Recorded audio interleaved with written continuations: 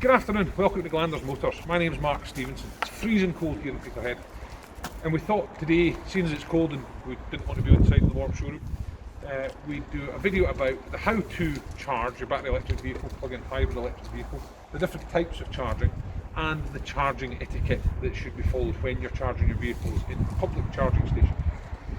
There's a wide range of charging options. We're going to cover the predominant charging options for our vehicles here. There are some out on the fringe charging types, type 1, some of the Euro types are slightly different, some of the American types are slightly different.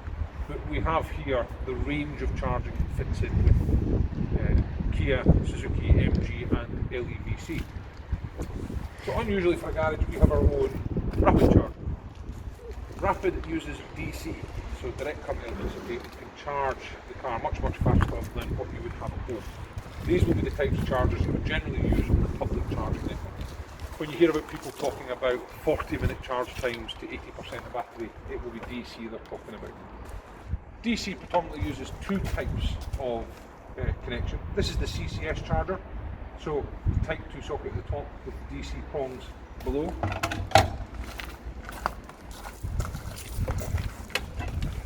And the less common CHAdeMO type charger. We have these here because Sol 1 uses CHAdeMO. One of the distinctions with high voltage charging, DC charging, they will always be tethered leads. So the lead will always be part of the charging unit. You won't have your own cable for DC charging.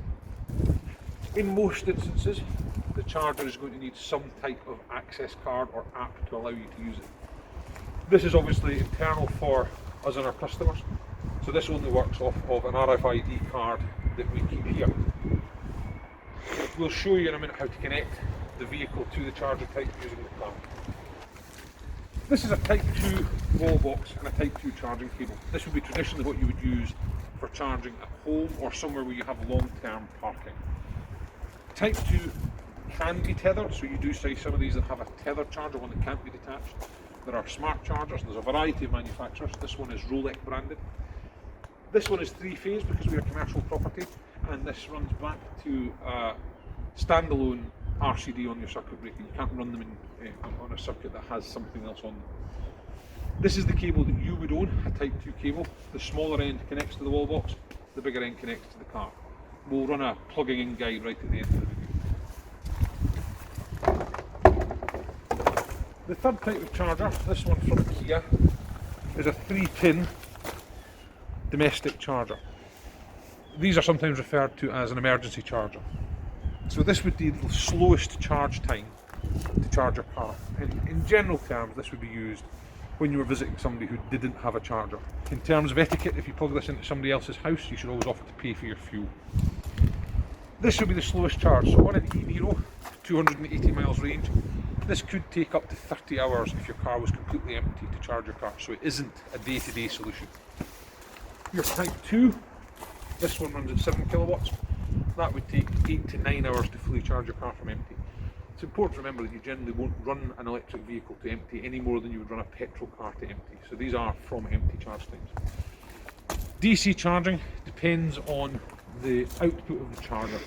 So this is a 25 kilowatt DC charger.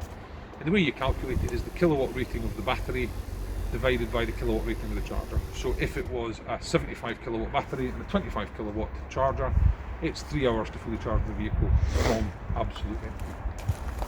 Quick walkthrough of how to connect the various chargers. We're using the new LEVC VN5. So your Type 2 charger, small end, from the seats into the wall box, and round at the front here, you just pop the charge strap open, remove the weather cover and plug it in.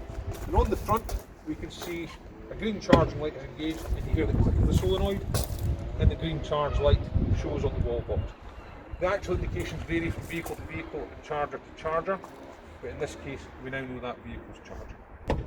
Disconnecting varies from car to car as well. Generally you will unlock the vehicle, firmly pull the cable away, return the weather cap, and remember to remove your cable from the wall socket